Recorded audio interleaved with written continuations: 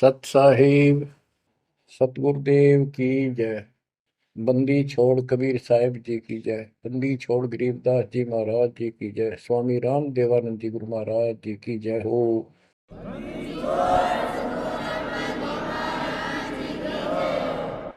सर्व संतों की जय, सर्व भक्तों की जय, धर्मी पुरुषों की जय। श्री काशी धाम की जय, श्री सुडानी धाम की जय, श्री क्रोथा धाम की जय, श्री बरवाड़ा धाम की जय। सत साहिब कबीर दंडवतम गोविंद गुरु बंधु अर्जन सोए। पहले भय प्रणाम तिन नमो जुआगे ओए। कबीर गुरु को की जय, दंडवतम कोटि कोटि प्रणाम। कीट न जाने बिरंग को यो गुरु कर है आप समान। बच्चों, मानुष जन्म परमात्मा की कृपा से आपको प्राप्त है। मनुष्य जीवन के अंदर मूल उद्देश्य केवल भक्ति करना और मोक्ष कराना होता है। इसके लिए सर्वप्रथम गुरु की आवश्यकता होती है। सर्वप्रथम गुरु की, गुरु पूर्ण हो, तत्व ज्ञान प्राप्त हो और संपूर्ण भक्ति मोक्ष मार्ग यानी सभी मंत्र सत्य हों, फिर भक्त मर्यादित रहे, समर्पित रहे, आसानी से मुक्ति प्राप्त कर सकता है। अब जैसे धर्मदास जी का प्रसंग चल रहा है, तो आप देख रहे हो कितनी अच्छी आत्मा, परमात्मा के चाहने वाली, कति कुर्बान। और जैसा उस अज्ञानी गुरु ने मार्गदर्शन किया, कति अटूट श्रद्धा। सेवक तो ऐसा ही हो, पर गुरु ऐसा ना हो जो जीव को कर्म कांड में उलझावे। अब इस कथा से आपको अपने आप बहुत कुछ बातें समझ में आएंगी कि आपको कैसे पूर्ण सतगुरु प्राप्त है, अध्यात्म ज्ञान प्राप्त है, संपूर्ण मूल ज्ञान जो आज तक छुपा के रखना था। और अब भी आप नहीं समझ सके उस परम पिता की महिमा को और इस गंदे लोक के यथार्थता को, तो फिर परमात्मा आपको कौन सी भाषा का प्रयोग करे जिसे तुम समझ सकते हो। लास्ट फिर वही होगा जैसे 600 साल पहले दाता ने आपको पटक दिया था, ठाके झटक दिया था। या तो आंखें खोल लो, भूल जाओ इन बकवादों को। इस संसारिक चोचलों में कुछ नहीं धरा। गरीबदास जी कहते हैं, सर्व सोने की लंका होती रावण से रणधीरम। एक पलक में राज विराजी फिर जम के पड़े जंजीर। इतने ठाठ बाट थे, सिद्धियां थी, आकाश में चला जाता था, पुष्पक विमान ऊपर से छीन के लाया था कुबेर से। खूब उद्मस्तार रखा था। और भगत किसका था? शिव जी का।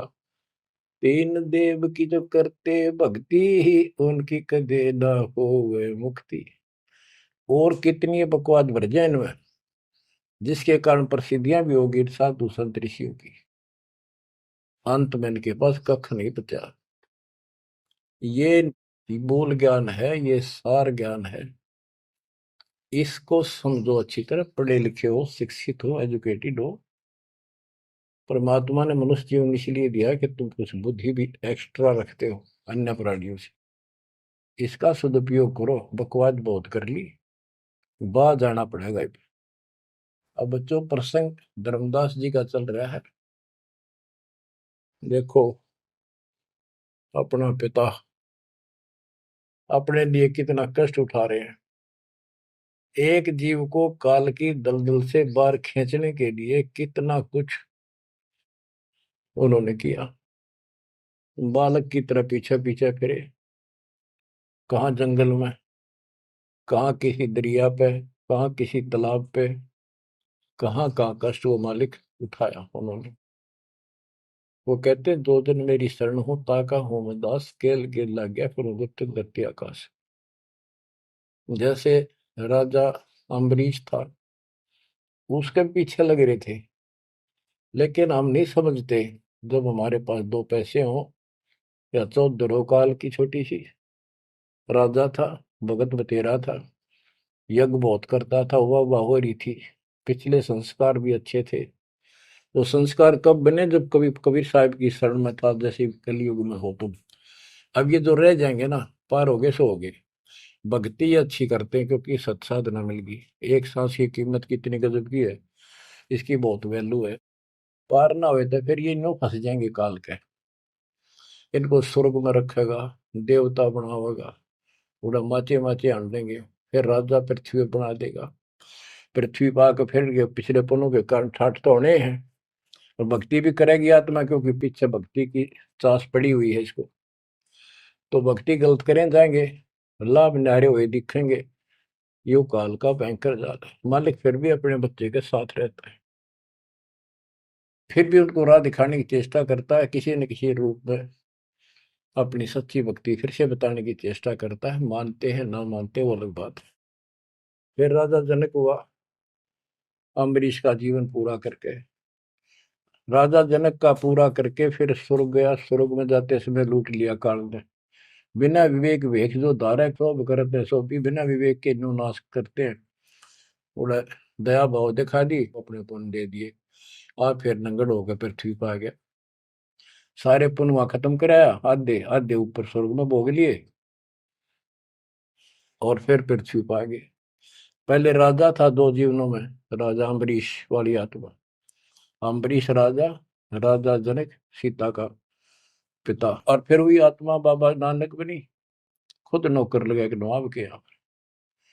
जब ये इस स्थिति में आ गया, कति हैंड टू माउथ हो गए, तब दाता फिर मिले अपने बच्चे को। फिर राह दिखाने की चेष्टा की, खूब वाद विवाद किया। ने बोला आंखा देखो तो मानो, आंखा भी दिखाया, जब जाकर माना। बच्चों ऐसे आज आपके साथ खड़े कर दाता देख कहां सिर के होने लग रहा है, यह भी तेरे समझ में नहीं आ रही, ये भी तुम नहीं समझ पा रहे। What is this? इसका नाम है कबीर भगवान। इसको कहते हैं सक्षम समर्थ परमात्मा। बच्चों यहाँ देखो, मालिक ने कैसे अपने बच्चों तक संदेश पहुंचाने लग रहे। काल ने जुल्म करने में कसर नहीं छोड़ी, पर यूं भी तो उसका बाप है। और देखो अपने बच्चों को कैसे अमृत छकाने लग रहे हैं। इन क्रियाओं को देखकर ये विश्वास कर लेना चाहिए कि आप समर्थ की शरण में आ चुके हो। द्वार धनी के पड़ा रहे, धक्के धनी के खावे, 100 काल झकझोरी पर द्वार छोड़ जाओ। ईब तुम इतना जरूर कर दियो, और कुछ ना बने तो इतना रहियो, मालिक की शरण से दूर मत होना। चाहे दुखी दिखो, चाहे सुखी दिखो, ईब के आप सत्य में अगला कदम है बस, नथिंग एल्स। दूसरी बात नहीं है। पर होगा उनका जो मर्यादित रहेंगे, समर्पित रहेंगे, तन मन धन सब तेरा, ये कहने से नहीं, करना होगा। काल जाते आज ले चलो दाता, रखियो अपने चरण में। तो बच्चों फिर जब तक चाहोगे तब तक जीवन दे देगा आपको, जब तक चाहोगे। लेकिन अंत में एक ऐसा आप पर प्रेरणा हो जाएगी आपको, और आप ही कहोगे कि दाता ले चलो, बस बस बहुत होली। तो कहते हैं जीव है इतना जोखिम नहीं, मरा जब निशंक मरे, परमात्मा कहते हैं। तो ये हमारा मरना नहीं होगा, हम तो मेले से बजावांगे। शरीर छोड़ा कहाँ चढ़ी, पक्षी उड़ा आकाश को चलते कर गया बीट, ये तो वो है। बच्चों प्रसंग धर्मदास जी का चल रहा है। परमात्मा ने धर्मदास जी को पूरी सृष्टि रचना फिर सुनाई, क्योंकि शुरुआत में उसने इसलिए सुनी थी, अपना तर्क मन में अलग रखा था। साथ में आमनी देवी ने भी सुनी, दोनों को विश्वास हुआ। परमात्मा से कहा कि जोड़ पानी में पूछो स्वामी, पानी माने हाथ, जोड़ पानी में पूछो स्वामी, को कृपा कर अंतर्यामी, ओ साहब नाम का आही, परतै नाम कहो मोय पाई, गुरु और सतगुरु तुमको कहूं, हे प्रभु कौन देश तुम रहो। परमात्मा बोले, ओ धर्मनी जो पूछो मोही, सुनो सुरती धर कहो मतोई, जिंदा नाम है सुन मेरा, जिंदा बेस खोज की तोरा, हम सतगुरु के सेवक आही, सतगुर संग हम सदा रहाई, सतपुरुष व सतगुर आही, सतलोक में वह सदा रहाई। सकल जीव के रक्षक सोई, सतगुर भक्ति काज जीव होई। सतगुर की भक्ति से जीव के सब काम ठीक होंगे। सतगुर सत्य कबीर सो आही, गुप्त प्रगट कोई चिन्ह नाही। सतगुर आज जगत तन धारी, दासा तन दर शब्द पुकारी। काशी रह परख हम पावा, सत नाम उन्मोहि दर डावा। परमात्मा अपने को छुपा के कहते सत परमात्मा तो सतलोक में रहता है और वहां से चलकर आया हुआ है। अब वो सतगुरु सत कबीर काशी में है। वो प्रगट है, गुप्त है। प्रगट का अर्थ है कि सामने बैठा है, गुप्त ऐसे है कि उसको कोई पहचान नहीं पा रहा। सतगुरु आज जगत तन धारी, उस सतगुरु ने, सतपुरुष ने, पूर्ण परमात्मा ने जगत में आके ये कबीर रूप धारण कर रखा है। और काशी रहे पर खम पावा, वो काशी में रहते हैं, हमने उनको पहचान लिया। सत नाम उन्मोह इधर डावा, ये सच्चा नाम, सच्चा ज्ञान, सही विधि उसने मुझे बताई। यम राजा का सब छल चीना, निरख परख यम सो भीना। तीन लोग को काल सतावे, ताको ही ये सब जग ध्यान लगावे। तीन लोग को यू काल परेशान कर रहा है, दुर्गति कर रहा है तीन लोग की, सब प्राणियों की, और उनका ये ध्यान लगावे। ब्रह्मदेव जाको वेद बखाने, सोई है काल कोई मर्म न जाने। जिसको ब्रह्म भगवान के है ना, देवता लोग, गुरु ऋषि, वो वही तो काल है। तिनके सुत अहि तिर देवा, सब जग करे उनकी सेवा। इनकी पूजा करते, ये उसके पुत्र है तीनों। तिरगुण जाल ये जग हुंदाना, जाने ने अवसल पुरुष पुराना। जाकी ई जग भक्ति कराई, अंत काल जीव को सोए दरखाई। जिसकी ये भक्ति करते हैं काल की, ब्रह्म की, या इनके तीनों पुत्रों की, अंत समय वो इनको खावे। सब जीव सतपुरुष के आही, ये सारे प्राणी उस सतपुरुष कबीर साहब के हैं।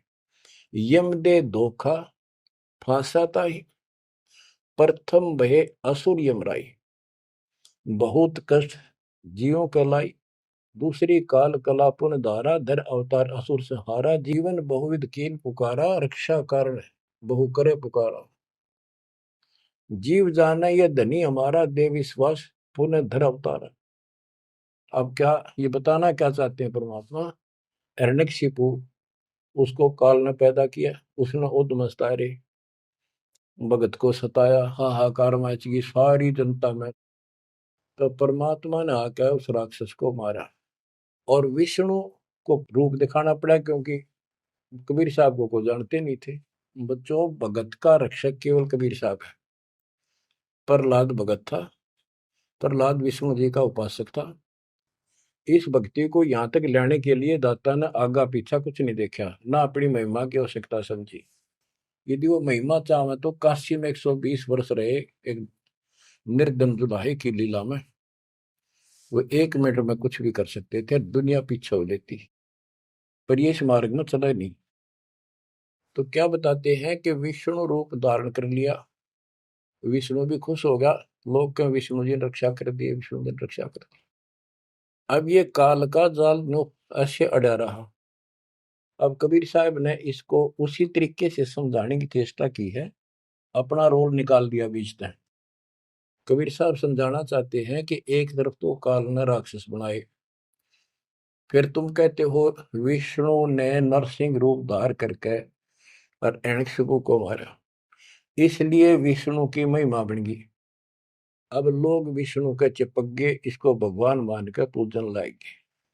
हीरो हो गया यो, जैसे पिक्चरों में देखो हीरो 2-4 रन गढ़ दे, बस वाह वाह वाह के जो ना इन करिश्मों को देखकर, चमत्कारों को देखकर इनका चिपक गए। ये सब काल का जाल है, परमात्मा ने इससे कोई लेना देना नहीं। परमात्मा चाहते थे इन भक्तों की आस्था बनी रहे, काल चाहता है ये नास्तिक हो जाए प्रमाण के लिए। परमात्मा से जब वार्ता हुई, इसने विवाद किया, तकरार करी, प्रथम बार आई। आखिर में लास्ट में जब सारी मन्नत मंगवा के वचन भरवा के ने बोला कि सबको उल्टा मार्ग लाऊंगा, गलत साधना पर दृढ़ कर दूंगा, देवता, तीर्थ, व्रत, मंदिर, इनकी पूजा हुआ, और किसी को कोई यहाँ से निकल नहीं दूं, कि ये साधना करेंगे आध्यात्मिक लाभ होए को नहीं, आप नास्तिक हो जाएंगे। आप देख लो वर्तमान में गांव के गांव बहुत अच्छी आत्मा के लोग हैं, स्त्री पुरुष, लेकिन भगवान से दूर हो चुके, इसलिए हो चुके हैं कि इनकी साधना करते करते दुरुक्ति रही है, वो साधना ठीक नहीं है। तो यहाँ परमात्मा धर्मदास को वो आंखें खोल रहा है कि जिनको तुम भगवान मान रहे हो ये ऐसे काल जाल कर रहा है। एक तरफ तो ये कंस, केसी, चाणोर और पूतना जैसे, जरा सिंह जैसे बना दिए, उधर से कृष्ण बना के भेज दिया न मारने खातर, इनको मारने के लिए। कृष्ण ने वो मार दिए, कृष्ण चौधरी पाक गया, भगवान बन गया।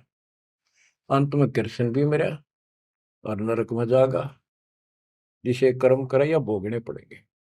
अब बच्चों ये सारा खेल यू है, पीएचडी लास्ट पॉइंट है। जैसे एक राजा सेना को आदेश देता है दुश्मन से युद्ध करो, तो सैनिक का कर्तव्य बन जाता है मरूं या मिटूं, और जाके खड़ा हो जाता है लेकर बंदूक मोर्चे पे। तो सैनिक सच्ची आत्मा से होते हैं और वो दुश्मन के छक्के छुड़ाने के लिए अपना जीवन न्यौछावर कर देते हैं, आमने सामने मोर्चा संभाल लेते हैं। अब वहां पर कुछ इधर से मारे जाते हैं, कुछ उधर से मारे जाते हैं। जैसे अपने भक्त बच्चों को सेना में जाना पड़ता है, लड़ाई भी करनी पड़ेगी, युद्ध के मैदान में उतरना ही पड़ेगा और आमने सामने मोर्चा डांटना पड़ेगा, ये तो करना पड़ा। लेकिन वहां रक्षा कौन करेगा? वहां उन बच्चों की रक्षा कबीर साहब करेगी। इसी प्रकार काल ने रामकृष्ण को भेज दिया इनको मारने के लिए। रामकृष्ण को कोई मौत नहीं था इनको मारने का, इनके साथ खुद मालिक रहे। रामकृष्ण सतगुरु सहजादे भक्ति हेत यूं हुए प्यादे। रामकृष्ण भी उस परमात्मा के बच्चे हैं, उस महाराजा सारी सृष्टि के सम्राट कबीर जी के राजकुमार हैं, सहजादे हैं। ये तुमसे ज्यादा निकट प्यारे हैं उसको, क्योंकि इनके में बहुत गजब की भक्ति की थी, पर पैर फिसल गया इनका, अब काल का फंस गए। कोटिक अवगुण बालक कर ही पिता एक चित नहीं धरी। बाप के अंदर एक ऐसा परमात्मा ने पर रखा है प्रेरणा, स्वभाव, बालक से करोड़ों बकवाद कर ले पर पिता एक भी उसकी गलती को ज्यादा सीरियसली नहीं लेता। तो इसी स्थिति पर परमात्मा इस नियम से उन निकम्मों के साथ भी आज है, लेकिन बहुत प्यारे उनको हैं, क्योंकि कभी वो बहुत गजब के भगत थे और कॉलोनी को सिलेक्ट करा है उनके कर्म फुड़वाने के लिए, उनको उच्च पद देता है। ये प्रधानमंत्री, मुख्यमंत्री, ये बहुत अच्छी आत्मा थी, पिछले भगत थे, तपस्वी थे भगवान के बच्चे, उसके लिए कर रहे थे। अब वो बैठा दिए पदों पर, अब कर्म फोड़ेंगे, फोड़ लेंगे, तो मानने को नहीं। फिर जब हंटू माँ उठा जाएंगे बाबा नानक की तरह, फिर पकड़ लेगा, फिर लेगा, काम तो बढ़ गया, समस्या तो वहीं के वहीं खड़ी रहेगी। वो तो बात निमड़ी क्या है बच्चों, इसको कहते हैं सार ज्ञान। ये है वो मूल ज्ञान।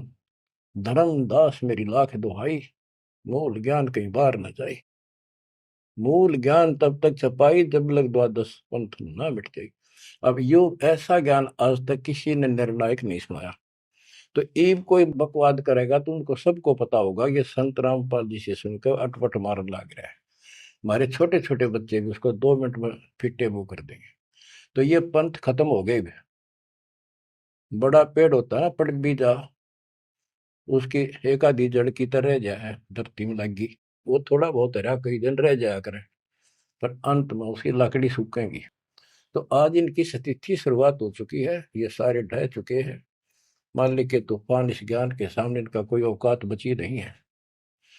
अब तुम ध्यान दो जिसके ऊपर ये मालिक गजब की रजा कर रहा है। इसको हल्के में ना लो, तुम ज्यादा सीरियस बनो, समर्पित रहो। औरों से न्यारा सुख धरती पे देगा आपको, लेकिन इस सुख में माचना नहीं, परमात्मा को भूल ना जाना।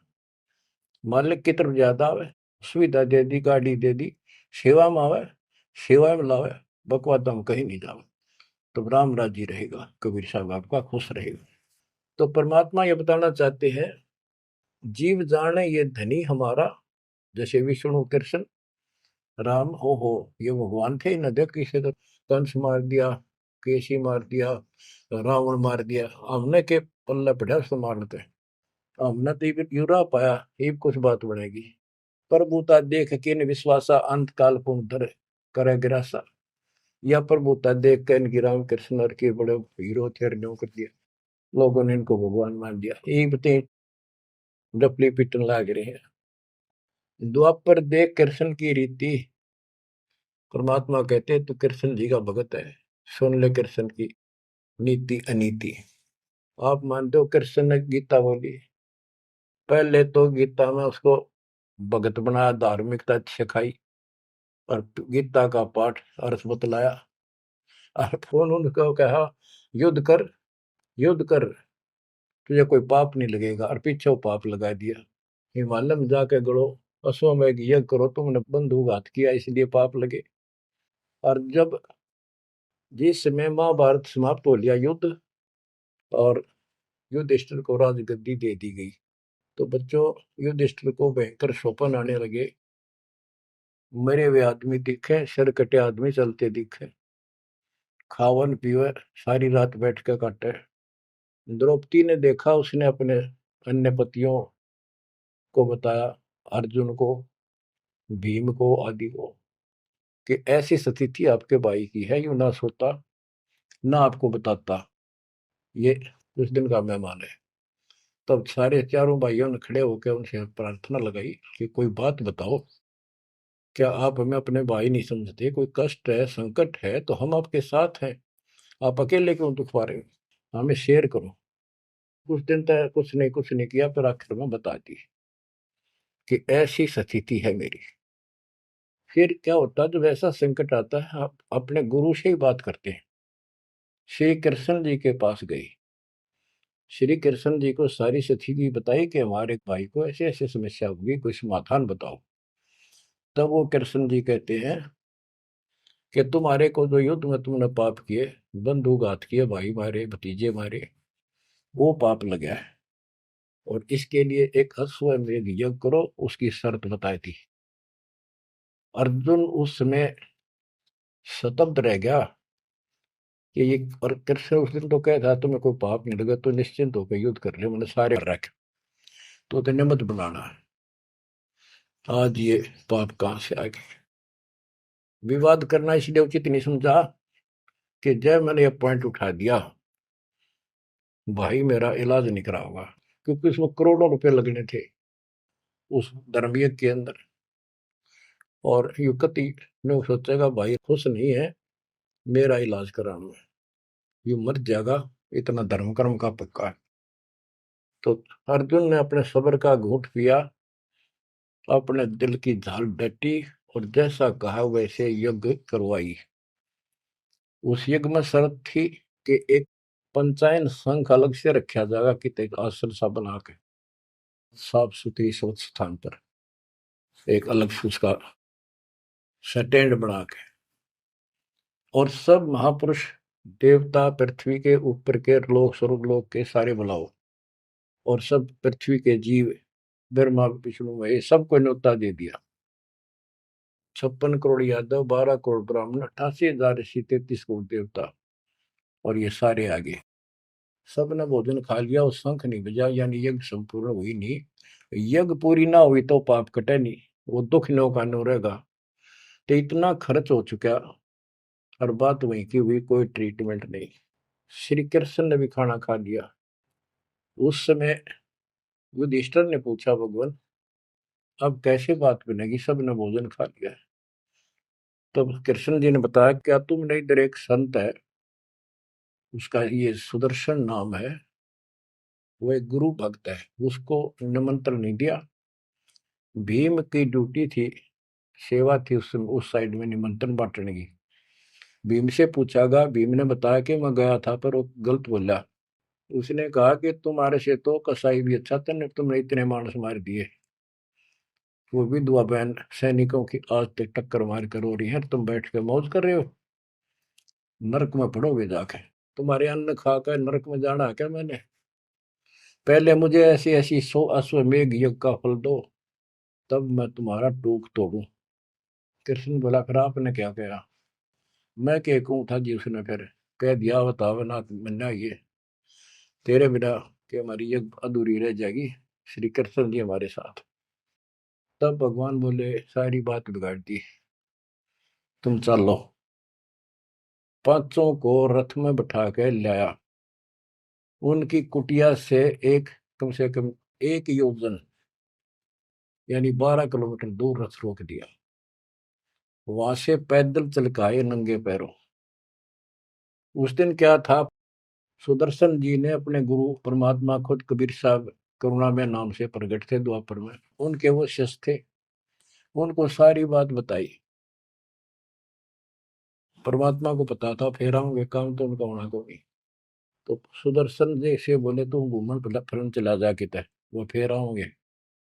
कि सुदर्शन जी तो चले गए भ्रमण पे, परमात्मा उनका रूप बना के वहां बैठी की कुटिया में। जब वह सारी टीम पहुंची कृष्ण वाली, जाते ही श्री कृष्ण ने दंडो प्रणाम की। साथ में पांचों पांडवों करनी थी। फिर कहा, परमात्मा ने पूछा, हे जगदीश, हे तीन लोक के मालिक, यह कैसे आना हुआ गरीब की झोपड़ी पे? तो श्री कृष्ण जी ने कहा, आप जानी जान हो, इन्होंने ये पांडव हैं, ये भीम है, ये युधिष्ठिर है, सारी इंट्रोडक्शन कराई। ये आपको निमंत्रण देने आए हैं, इनके यज्ञ में प्रसाद पाओ ताकि इनका कल्याण हो। सुदर्शन जी बोले कि भाई मैंने इस भाई तक कही थी, देखो खड़ा मोटा हा, मेरी बात शर्त पूरी कर दो तो मैं आज तैयार हूँ, नमक को नहीं चलो। तो श्री कृष्ण जी बोले, जी आपकी वाणी है, कबीर संत मंडल पहुंचा लिए, तजमाया अभिमान, जो जो कदम आगे रखे ओ एक समान। ये दाता, वहां से चलकर कहाँ से चले थे, आप तो सारे कदम जानते हो, और 12 किलोमीटर तय, 1 योजन तक हम कभी पैदल आए हैं। यहाँ से वहां तक हमारे जितने कदम एक यज्ञ बनाए बताए आप, हे दाता, 100 आप लेखा ला दो, बाकी हमारी जोड़ी में डाल। साधु भूखा भाव का, धन का भूखा ना। ने बोला, भाई चलते हैं। जब पहले भीम आया, डींग मारा था। जब सुदर्शन जी ने ये कहा कि तुमने इतने आदमी मार दिए, ऐसा जुल्म कर दिया, भीम बोला, युद्ध ऐसे नहीं जीता जाता, एक का गदा मारूं था 6 मरे थे। तो परमात्मा ने उसकी फड़क निकालनी थी, कुछ परिचय देना था कि इसमें कुछ है। परमात्मा बोले, सुदर्शन रूपधारी कबीर साहब के भीम, पहलवानिया मेरी माला तार के दिए, दे खुट्टी व टंगरी। हो गया तारण खातिर, कण छन लाग गया पहलवान, वो माला ना उतरी, वह सुमरनी उतरी नहीं। ने बोला, रे तू एक मारे था, 6 मरे थे पहलवान, या छोटी सी माला नहीं तेरे से उठती। खिसियाना होकर वापस आ गया। परमात्मा ने ऐसे हाथ करे, आपसे उतर के आएगी हाथ में माला, पर बहुत चक्के रह गए, अचंभित हुए सारे के सारे। तब परमात्मा को लेकर ये घुमाए। लंबी कहानी है, विषय दूसरा चल रहा है। तब उस दाता के भोजन करने से उनका काम बना। जब वो शंख बजा, ये अलग प्रसंग कभी ठीक से दच कर सुनाऊंगा, अब प्रसंग दूसरा चल रहा है। परमात्मा कह रहे, धर्मदास, तेरे कृष्ण की नीति को नीति सुन ले। एक तरफ तेनों का था तेरे पाप ना लगे, और फिर पाप बताए दिए। उन पापों को धोने के लिए जो विधि बताई, उससे भी बात ना बनी, वो भी समर्थ सक्षम हम थे वहां पर, हमने की। और बच्चों, वो पाप नहीं थे, वो पाप तो थे लेकिन वो प्रेत बाधा थी। वो जो सैनिक मरे थे, विधवा रो रही थी, वो सैनिक उसने तंग कर रहे थे, प्रेत बने हुए। वह प्रेत बाधा भी कृष्ण तक नहीं ठीक हुई। बच्चों, गरीबदास जी कहते, तुम कौन राम का जपते जपन, ताते कटे ना ये तीनों ताप। ये 3 ताप के तहत दुख था उनको। और वो पापते न्यो के न्यो रखे रह गए। ओए होए। अरे कोयल के बच्चों, ईब तक पकड़ दो अपने माँ की वाणी को, क्या कहना चाहते हो? अब 20 कागाड़ा के साथ रहोगे क्या? अब क्या बताते हैं? गीता पाठ का अर्थ बतलावा, पुण्य पाछे बहु पाप लगावा, बंधु घात दोष लगावा, पंडों का बहुकाल सतावा। पांडवों को काल ने खूब परेशान किया, और अंत में क्या हुआ? जब दुर्वासा जी ने श्राप दे दिया कि जैसे कृष्ण जी के पुत्र प्रद्युम्न और दो चार पांच और बच्चे मिलकर दुर्वासा जी द्वारका की बनी में बैठे थे, तपस्या कर रहे थे, कुछ दिन के लिए कहीं कहीं रुक जाते थे। वो पता चला कि बड़ा पहुंचा हुआ संत सिद्ध आ रहा है। द्वारका के बच्चे श्री कृष्ण को समर्थ मान चुके थे। किसी ने कंस मार दिया, केसी राक्षस मार दिया, चाणूर मार दिया, वैसे काल्यवन मार दिया। तो इन सोच रहे थे कृष्ण तो ऊपर धरती पे कोई सही नहीं। उन्होंने मजाक सूझ गए, वो किसी संत साधु का आदर नहीं करते थे। इस कारण से कि हमारे साथ कृष्ण, हमारा कोई कुछ नहीं बिगाड़ सकता। तो उन्होंने शरारत सूझी कि नो कहे दुर्वासा भूत भविष्य वर्तमान त्रिकाली बता दे, तीनों काल की जानता है, चलो इसकी परीक्षा लेंगे। एक प्रद्युम्न का पेट पर कढ़ाई बांध दी छोटी सी लोहे की, और लेडीज कपड़े पड़ा दिए गुजरिया वाले, ऐसा दिखा दिया जाके जैसे बच्चा पेट में गर्भ है इसका। यो पूछने गए महाराज, इनका कई साल में दया करी दाता ने? 12 साल हो गए बयान। अब ये पूछ जानना चाहते हैं कि इनका लड़का होगा लड़की, बड़े उतावले हैं, आप भूत भविष्य की सारी जानो हो। दुर्वासा जी ने देखा ध्यान लगा के, ताकि बकवाद करना रहे हैं। गुस्से में होकर ने बोला, यह दो कुल का नाश होगा इस पे, ना लड़का हो ना लड़की हो। और आंख लाल करी बाज लिए बच्चे थे, सब ना के बता पता चला। यानी उस दुर्वासा के श्राप का कृष्ण तक बात गई। कृष्ण जी ने समाधान बताया कि इस कढ़ाई ने घिसा के चूर्ण बना के प्रभास क्षेत्र में डाल दो जमुना में। ऐसा कर दिया गया। फिर भी श्राप न्यो का न्यू रह गया। वो श्राप वो द्वारका में उद्मस उतर गया, अचानक बालक मर गया, अचानक कोई और दिक्कत आ गया, छोटी सी बात पर लट्ठम लट्ठा, रोज झगड़े होने लग गए। कृष्ण जी के पास फिर गए, यू कारण क्या है बताओ भगवान, इसका समाधान बताओ। किसी न किसी की बात नहीं सुहारी, यू कौन सा पाप सेध गया नगरी का? कृष्ण जी बोला, भाई तुमने, यो दुर्वासा का श्राप है, ये दुखी कर रहा है। इसका समाधान है, तुम जाके वहां जमुना में स्नान करो प्रभास क्षेत्र में, जहां पर वो कढ़ाई के कंड डलवाए थे चूरे बना बना के। उसमें एक कड़ा घिसा नहीं था कढ़ाई का, पूरा ना घिसा, थोड़ा बहुत घिस गया, चमकीली सी वस्तु होगी, वो मछली ने खा ली। एक बालिया नाम का मछियारा था और साथ में शिकारी था। वो मछली पकड़ी, वो आगे उसने काट के देखी, उसमें चमकीली धातु थी। उसका अपना तीर का एरो बनवा दिया, आगे का ऐसा विषाक्त करके जहर में बुझवा के। और जो कण थे जो कढ़ाई के बताते हैं, उनके सरकंडे जाम गए, बूढ़े बूढ़े, उनके तीखे पत्ते गजब के तलवार जैसे। और कृष्ण जी ने कहा, सारे स्नान करो वहां जाके, तुम्हारा ये शराब खत्म हो जाएगा। वहां बोले सब बच्चे नर, कोई ना बचे, गर्भ न छोड़ के, छोटे छोटे नवजात शिशु भी साथ ले गए, कदे इन पर शराब ना रह जाए। और वहां जाके सारे लड़न लाग गए, पाड़ पाड़ के वो पठेरे सरकंडे एक दूसरे को मारे, तलवार का काम करना कर शुरू कर दिया। कट का मर गए 56 करोड़ यादव। फिर कृष्ण जी एक पेड़ के नीचे बैठ गए, उस पार दीख को सारे दिन शिकारी ने, बालिया कौन था? ये बाली वाली आत्मा थी जो त्रेता युग में श्री राम ने वृक्ष की ओट लेकर मारा था। उसका अपना बदला लेने के लिए उस वो बालिया नाम का जीमर बना, शिकारी बना, श्री राम श्री कृष्ण बना। वो आत्मा, वो उसके पैर में तीर मार के श्री कृष्ण मारा। उससे पहले श्री कृष्ण ने, बच्चे भी बताओ आप हमारे या तो जाके काल कर रहे दुर्गति, फिर आके लेट गया जब वो मारेगा। मरने से पहले उसने वह संदेशा भेज दिया था पता था कि सारे मरेंगे। तो पांचों पांडव वहां पहुंच गए। कृष्ण जी बस तड़पन लाग रहे थे। उनको बता दिया भाई ये यहाँ कोई आदमी बचा नहीं है, इन लेडीज को सारी को ले जाना, यहाँ लोग इनकी दुर्गति करेंगे, तुम अपने वहां रखना सुरक्षित। और तुम जाके हिमालय में चले जाओ, वहां रहो भूखे प्यासे तप करो, और वहां गड़कर मर जाओ, वापस ना आइए।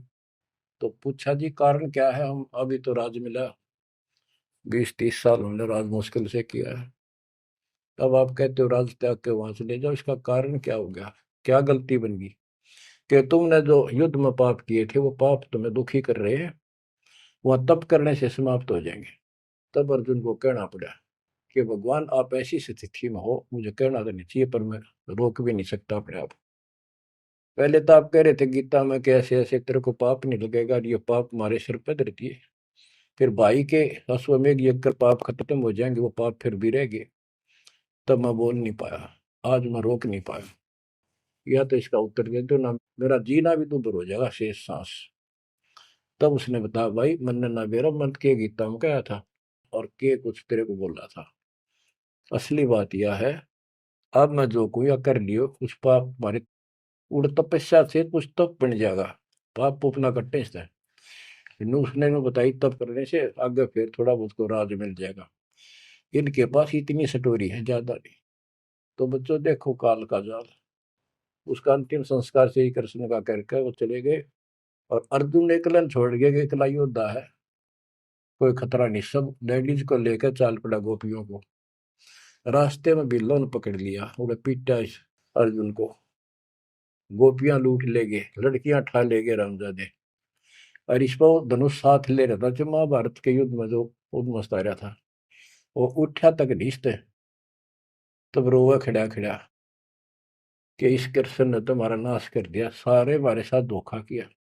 जब नाश कराना था युद्ध में, मानस मरवाने थे आदमी, जब तक ताकत दे दी, अब मैं खड़ा खड़ा पड़ा। गीता भी यही कहती, बलवानों का बल मैं हूँ, बुद्धिवानों की बुद्धि मैं हूँ।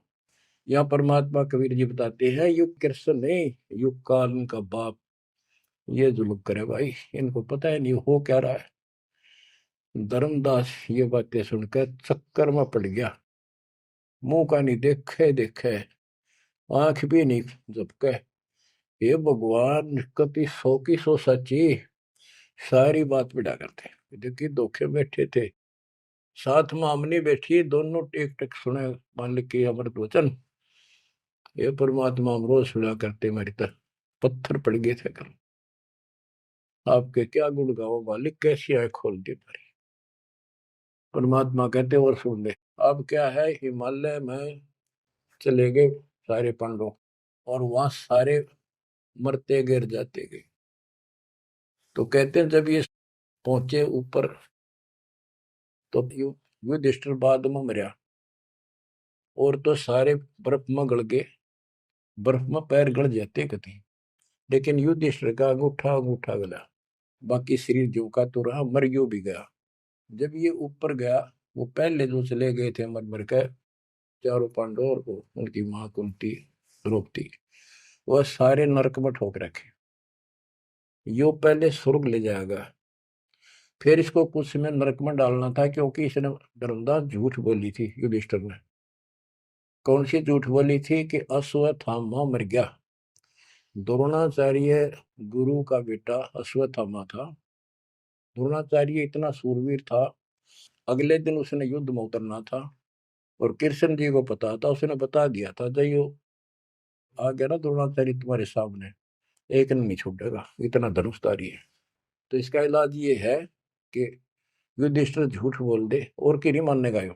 पहले कईया ने जाके कहा, नो कह दो कि इसका बेटा अश्वत्थामा मर गया, तो यो उस पुत्र मोह में इतना पागल हो जाएगा, इस पर हथियार नहीं उठेंगे, और युद्ध तक करेगा पर यू हार जाएगा, मारा जाएगा। तो युधिष्ठिर को सब ने कहा जाके कि अश्वत्थामा मर गया। कईयों ने जाके दूत भेजे गए दूसरी सेना में। तो द्रोणाचार्य बोले मैं विश्वास ना करूं, तुम झूठ बोलते हो। अगर युधिष्ठिर कह देगा तो मैं सच्ची मानूंगा। तो दूसरे क्या तुम मार दियो, तो घेर दिया ठागा, फूक फाक फेंक दिया ठागा मैंने। युधिष्ठिर को तैयार किया गया कि तू यह झूठ बोल। वो मना कर गया कि ना तो दिक्कत हो जाएगी और मैं झूठ नहीं बोल सकता।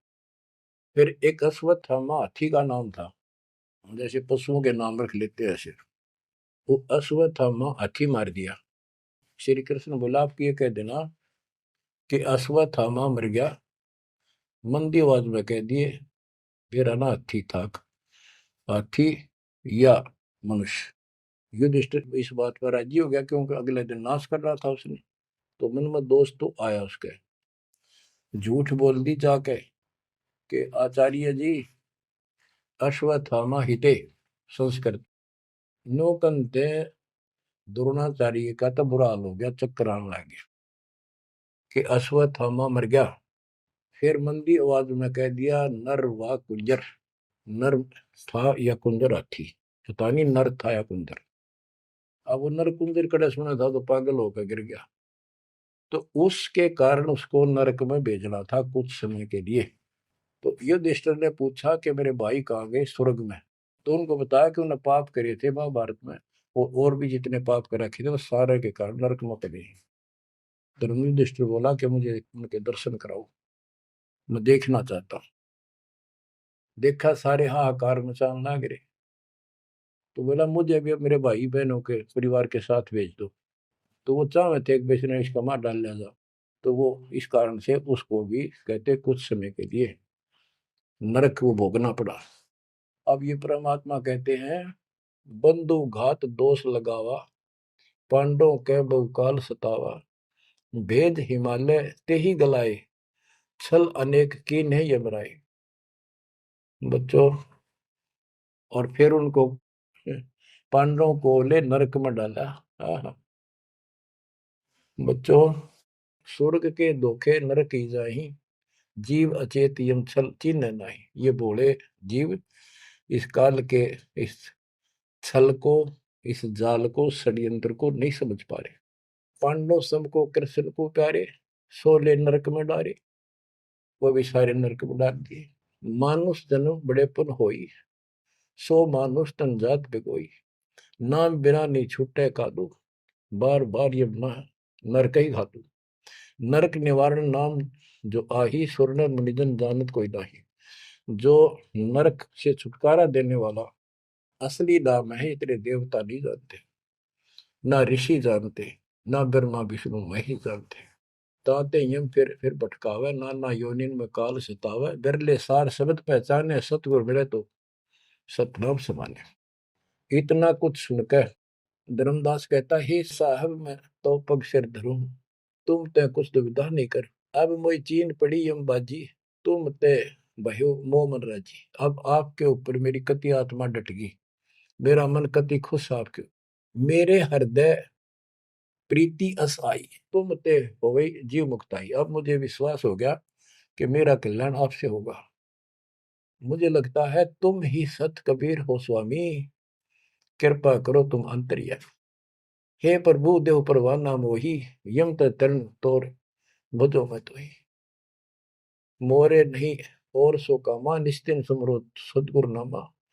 पीतल पत्थर देव द्यो बहाई, इन फेंक दो उठाकर, सतगुरु भक्ति करो चितलाई। हे बंदी छोड़। हो। परमात्मा बोले सुनो धर्मनी, अब तो ही भुगताऊं, निश्चय यूं से तो ही बचाऊं। देव परवाना हंस बारो, जन्म मरण दुख सब टारो। ले परवाना जो करे प्रतीति, जिंदा कह चले यम जीती। अब वही आज्ञा देव धर्मदासा, मैं गमन करूं सतगुरु के पास है। अब मुझे आज्ञा दे, मैं अपने गुरु जी के पास जा रहा हूँ। सतगुरु संग आयब तो पाई, फिर मैं अपने गुरु जी ने लेकर आऊंगा तेरे पास। तब परमाना तो ही मिलाई, उनसे तुम्हें नाम दिलाऊंगा मैं। क्योंकि अभी धर्मदास को पूरा पक्का करना था। धर्मदास बोले हे प्रभु अब तो जान ना दो, नहीं आयो तो मैं बहुत पछते हूँ। पछताई पछताई बहुत दुख पाऊं, नहीं आओ तो प्राण गवाऊं। हाथ से रतन खोई कोई डारे, सो मूर्ख निज कान बिगाड़े। ये मैं कैसे छोड़ू, अपने हाथ से रतन कैसे खो दूं। जब नहीं आए तो ना मैं खाऊं ना कुछ पीऊं, मैं मरूंगा। आप जब फिर नहीं आए तो परमात्मा ने कहा चाल पड़े, क्योंकि अभी ताव और बाकी देना था। धर्मदास सामने कति गली में खड़े हो गए, जब तक दिखते रहे आंखों में आंसू भरे रहे, एक टक देखते रहे। बच्चों, परमात्मा आपको मोक्ष दे, सदा सुखी रखे, शेष फिर दृढ़ हो जाओ, तड़फ जाओ उस घर जाने के लिए। परमात्मा आपको मोक्ष दे, सदा सुखी रखे, आपको अपने घर की याद बनी रहे, काल का दुख सदा याद रहे। सत्साई।